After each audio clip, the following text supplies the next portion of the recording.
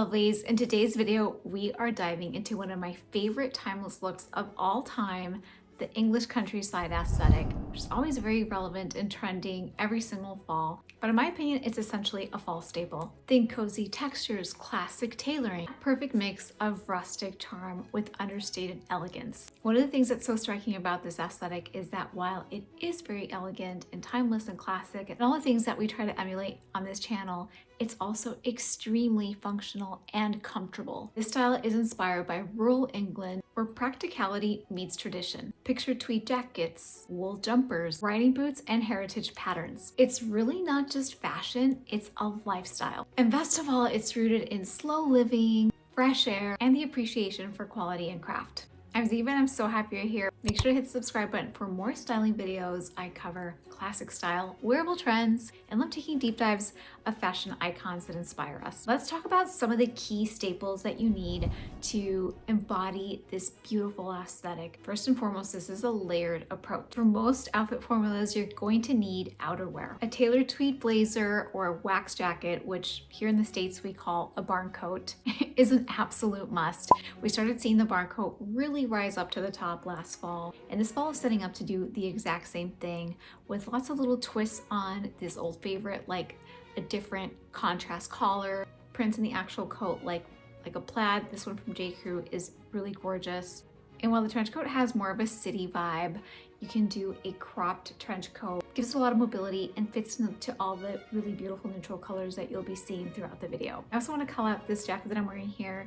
It's ironically by Parisian brand Cezanne. But one of the reasons that I got it was because it's got this detachable little hood that just reminded me a lot of Queen Elizabeth. And some of the images that we have of her in Balmoral with like her wellies and her plaid skirt and just looking very English countryside. Now that in upstate New York, it's getting really chilly. I'm colder than I'd prefer, and just feels so good right now.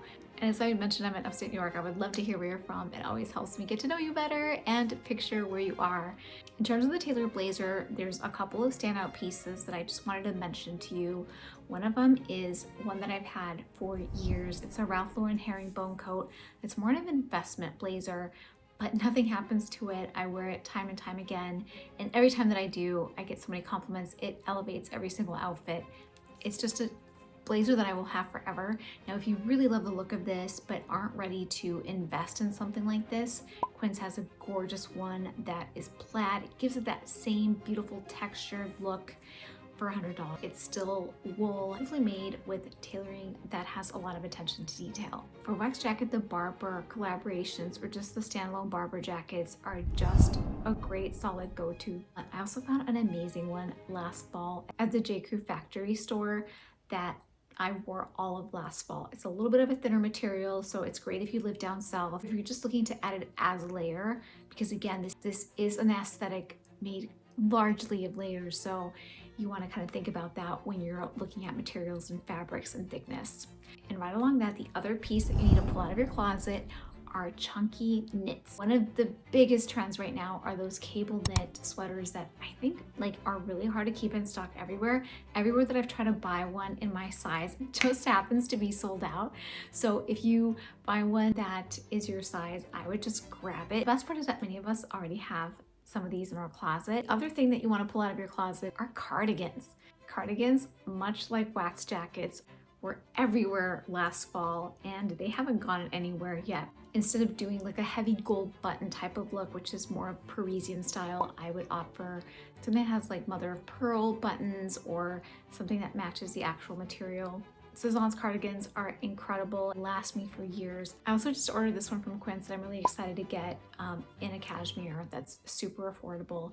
So you want to look for wool, cashmere, cotton, and all of those rich fabrics that elevate every look because they add a texture that's very distinctive. These pieces will play right into the layering underneath wax coat, your blazer, or your crop trench, but over a button down or a high neck turtleneck that I basically always start wearing like right around now through March, it feels like. And the one thing I'll call out right away when it comes to all of these layers is when you do start piling things on, being very deliberate about having things peek through. So if you're layering on a cashmere crew neck over your button down, making sure that the collar does pop over it that maybe you see a little hint of the shirt underneath or the sleeve comes through, because these little details are what takes the outfit from not quite coming together how you thought in your head to actually realizing the aesthetic that you are looking for. Now, in terms of bottoms, this is my favorite part because it's about comfort, mobility, and being able to have an active lifestyle, which I love. Riding pants are something to consider, and we're not talking like the ones that have like the padding with your knees, like you're actually going to go out and ride a horse, unless you're lucky enough to have a horse. There's a lot of more fashion statements that are very functional that really get the look across, from J. Crew to Tuckernut to Quince as well, that have a lot of riding pants that are very flattering. They have more of like a stretchy material that still is more substantial than leggings, which allows you to move around, allows you to tuck these pants into knee-high boots, which we'll get to next, and just be able to move out in your everyday life. Corduroy trousers, one of my best-selling items for the last 2 months, have been this pair based on a Carolyn Bessette Kennedy inspired look with the front pockets. It looks really, really classic. It will also look amazing with some of the other outerwear that we've been talking about in cashmere sweaters. So corduroys are something to integrate along with brown. I also love them in a rich burgundy color. These are definitely on my wish list, just to add a little bit of a pop of color to an otherwise kind of like dreary season, or even this aesthetic tends to be very muted. So whenever you can integrate like a forest green or a nice creamy ivory or burgundy, it's definitely the way to go. Next, wool skirts. So if you can find them in plaid, amazing, kind of like a little Scottish nod. Otherwise, just anything that feels comfortable, kind of like a maxi skirt or those midi skirts that we saw Queen Elizabeth wear. And then a straight leg, or what some brands are calling the pencil jeans, which I think they're calling them because skinny jeans have such a like a triggering connotation, but the pencil jeans are the same thing as skinny jeans or cigarette pant or cigarette jeans, whatever you want to call them. And I have a whole video dedicated on how to style skinny jeans in 2025 because I think that they're a very classic silhouette that doesn't deserve to be so shamed. Sometimes it is the best choice for a particular silhouette of your outfit. For example, an oversized top, blazer that covers your bum, a certain type of shoe. Skinny jeans are always going to look great. In this instance, it also works really well because it kind of works like the riding pants, where you are able to tuck this denim into boots and be able to move around with a lot of agility, I might add. Next is footwear, which I just did a video, shoe trends for fall 2025, 7 to skip and 7 to do instead. And one of the ones that I said to do instead was riding boots. Riding boots, I think I've been wearing consistently since 2009. I just remember it very vividly. I just kind of decided that they were shoes for me. I remember my brother-in-law making fun of me and saying like, did you get a horse or something? Like, you wear riding boots everywhere. Along with that, well-worn wellies are a huge part of the aesthetic and also extremely functional, especially as the weather gets a little damper right before it turns into snow and things like that. And then loafers. Loafers are just a driving force this season in all of the different arrays that you can possibly think. Suede, the driving loafers, the lug ones, horsebit, Oxfords and derbies. It's really whatever speaks to you and goes with the occasion. Adding a loafer is kind of like where it starts to go into kind of like old money aesthetic land. I think that a lot of English countryside is kind of walking side by old money aesthetic a lot of times. So accessories, so fun. So I'm wearing pearl earrings. Pearls are just give me such an English vibe.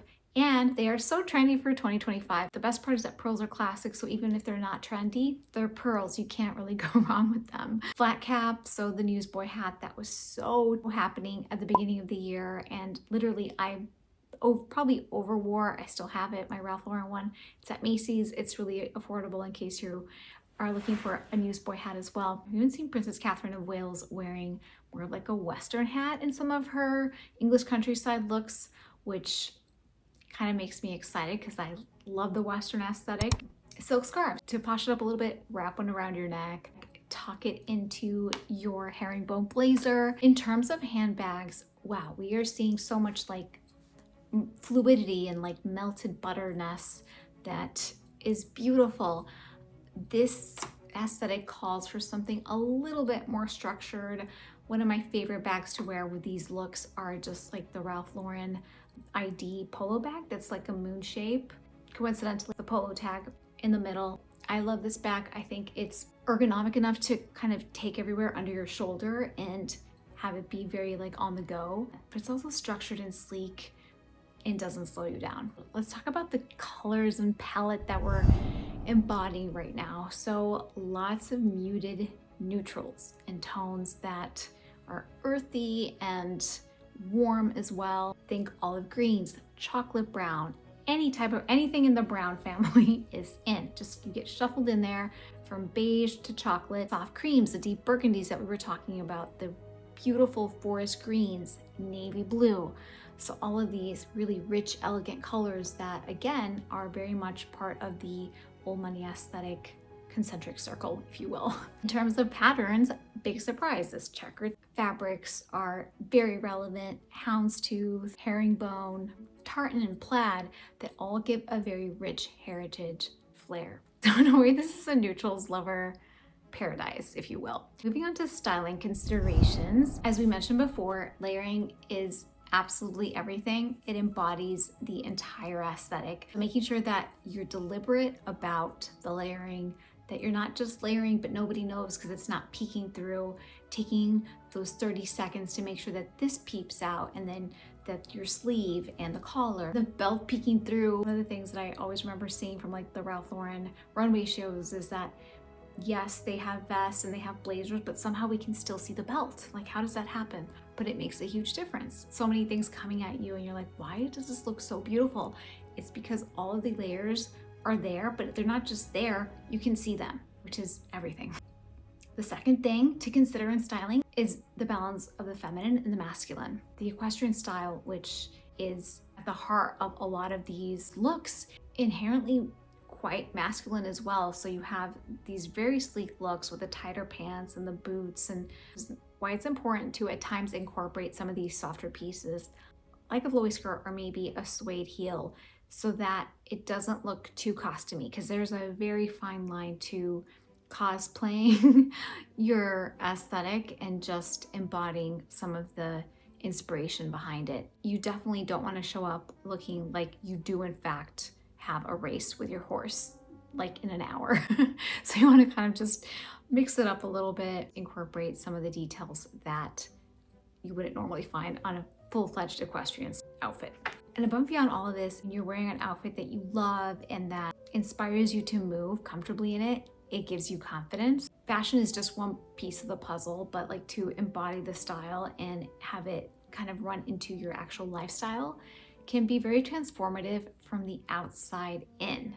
So a lot of times we're doing a lot of work from the inside out, but sometimes where you do the work on the outside, but it trickles into the inside. And that's what makes fashion fun. And don't forget that you can't buy style. So if you want more tips like this, you should watch this video where I share exactly why you can't buy style and what to do instead. I'll see you there. And if you learned something today, make sure to hit the subscribe button.